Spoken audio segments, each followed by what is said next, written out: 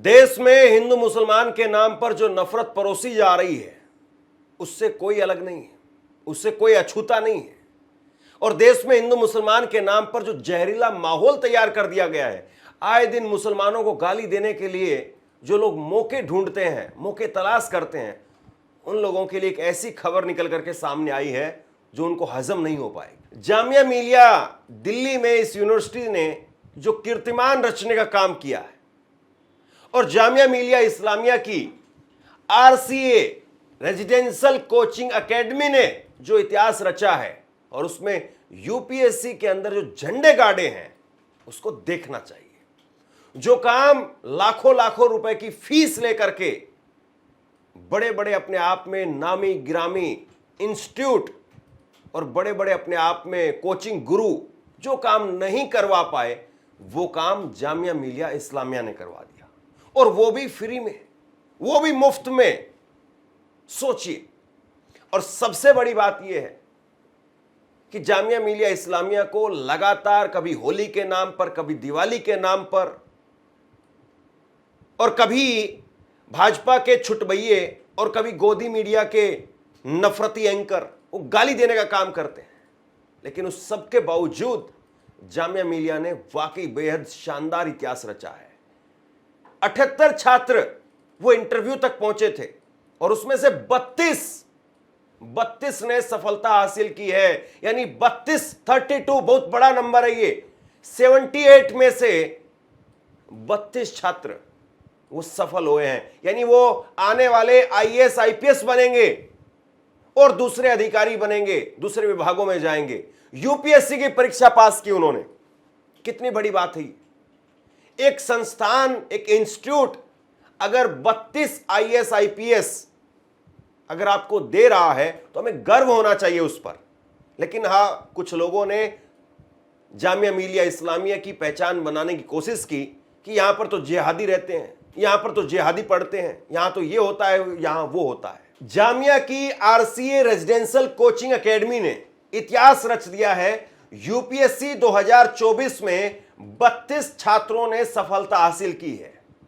RCA Jamia Millia Islamia 78 छात्र वो interview तक पहुंचे जिसमें 32 छात्र सफल हुए, और सबसे बड़ी बात इनमें से 12 महिलाएं हैं।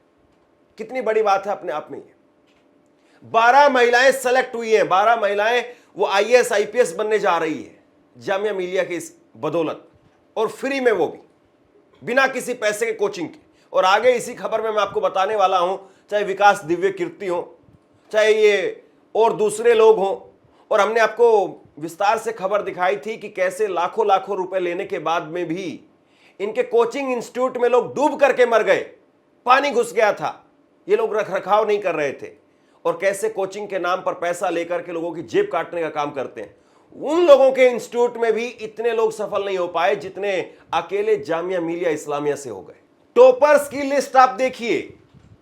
इस साल जिन्होंने शीर्ष रैंक प्राप्त की है उसमें अल्फ्रेड थॉमस रैंक है 33वीं, इरम चौधरी 40वीं रैंक है ओवरऑल, और रुचिका झा रैंक 51। सबसे बड़ी बात आप समझिए यहां पर, ये तीन, जिसमें अल्फ्रेड थॉमस, इरम चौधरी और रुचिका झा, ये तीन आरसीए के टॉपर हैं। और आरसीए के 3 टॉपर में पहला ईसाई है, दूसरा मुस्लिम है, और तीसरी एक सवर्ण जाति से आने वाली हिंदू है। और आप जामिया मिलिया इस्लामिया को गाली देते हो। लानत है यार आप लोगों पर। कसम से कभी तो सोचिए आप क्या कर रहे हैं। आरसीए की तीसरी टॉपर वो सवर्ण जाति से आने वाली एक लड़की है, एक महिला है, रुचिका झा नाम है। क्या रुचिका झा से मिलकर के आप उसके मुंह पर ये कह सकते हो कि आप भी जिहादी हो? कह सकते हो क्या? आप दाढ़ी देख करके, टोपी देख करके जामिया मिलिया इस्लामिया के गेट से निकलने वाले हर मुसलमान को आप इसी नजर से देखते हो। उनके कपड़ों से आप यही पहचान करते हो कि ये जिहादी है। ये पता नहीं कहां पर किसका फंडिंग कर रहा है, ये पता नहीं यहां पर कौन सा बम बनाने की ट्रेनिंग ले रहा है। लेकिन क्या रुचिका झा को आप यही बात बोल पाओगे? क्या अल्फ्रेड थॉमस को यह बात आप भूल पाओगे? आरसीए की खासियत यह है कि छात्रों को निःशुल्क कोचिंग करवाती है, पैसा 1 रुपया आपको नहीं देना है। और इसके लिए कैटेगरी आपको किस तरीके से चुना जाएगा, इसमें अल्पसंख्यक होना जरूरी है, एक कैटेगरी, एक शर्त यह है, या आप SC ST समुदाय से आते हो, हिंदू हो भले ही, या फिर आप हिंदू महिला हो, चाहे वो किसी भी जाति से आने वाली हो, किसी भी धर्म से आने वाली हो, या तो आप महिला हो, या फिर SC ST हो, और या फिर अल्पसंख्यक हो। ये 3 शर्तें हैं।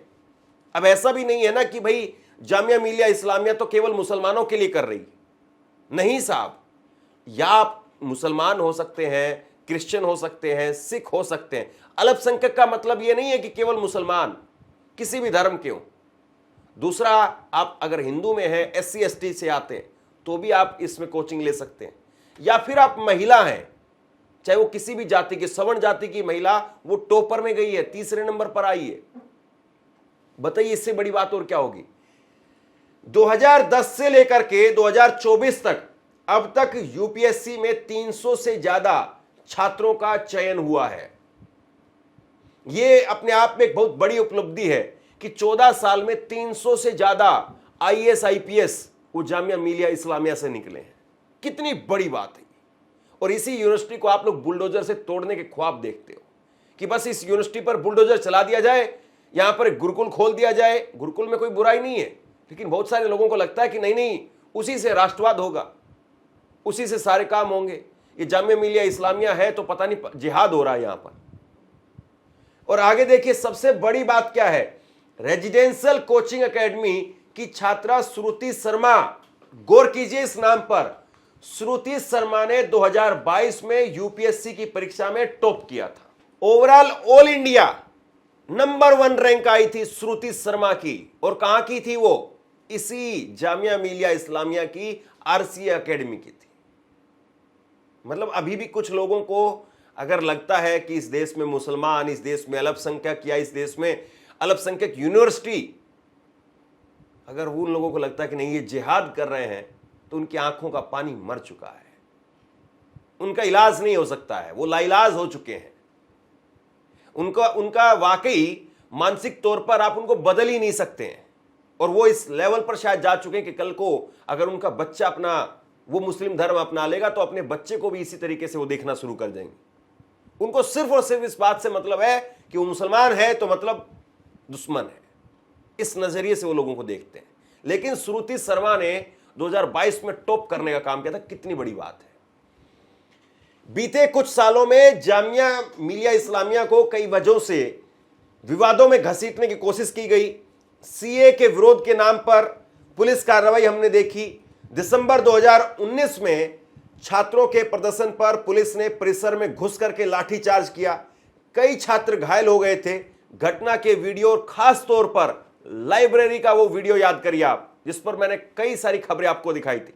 लाइब्रेरी में पढ़ते हुए बच्चों के ऊपर लाठियां चलाई गई और भाजपाई आईटी सेल ने एक नैरेटिव सेट करने का काम किया कि नहीं नहीं, ये जिहादी पहले पत्थर मार रहे थे और पत्थर मार करके जब पुलिस इनको पकड़ने लगी तो ये लोग घुस गए लाइब्रेरी के अंदर। तो इस तरीके से चाहे होली का मामला हो, 2023 में होली मनाने को लेकर के भी जबरदस्ती यहां पर बवाल मचाने की कोशिश की गई, जैसे 2023 में इस धरती पर पहली होली मनाई गई हो, उससे पहले होली नहीं हुई हो। ऐसे ही 2024 में अभी हाल में 6 महीने पहले दिवाली के नाम पर भी बवाल मचा यहां पर, दिवाली को लेकर के। तो ये अपने आप में एक ऐसी सच्चाई, एक ऐसी कड़वी सच्चाई है जो बयां करने का काम करती है कि किस तरह से मुसलमानों को, मुस्लिम धर्म के लोगों को तबाह बर्बाद करने की कोशिश की गई। लेकिन देखिए वो अपना काम करते रहे और उनकी कामयाबी ने शोर मचा दिया।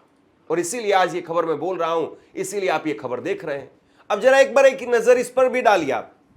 ये 5 जन है जो कि आरएसएस का मुखपत्र एक तरीके से, इसमें क्या खबर लगी है?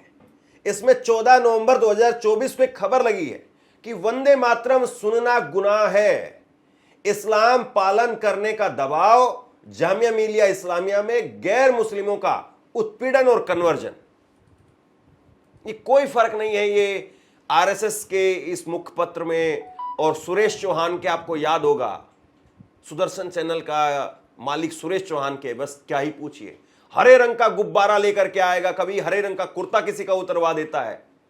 उसने कितने सारे शो किए कि ये पंचर वाले या इसी में ये यूपीएससी जिहाद करते हैं। ये शो बाकायदा सुरेश चौहान के ने किया। अब जरा एक नजर देखिए एक बार आप, जो लोग लाखों लाखों फीस लेते हैं उनके यहां से इतना सिलेक्शन नहीं होता है। मैं एक एग्जाम्पल के लिए आपको बता रहा हूं, विकास दिव्य कीर्ति की दृष्टि आईएएस कोचिंग संस्थान की फीस तकरीबन 1 लाख रुपए जीएसटी के साथ में ये ऑनलाइन फीस है। अगर आप घर बैठ करके पढ़ते हैं ऑनलाइन पैसा से तो 1 लाख रुपए, लेकिन ऑनलाइन बहुत सारे लोगों को बहुत सारी बातें समझ में नहीं आती हैं।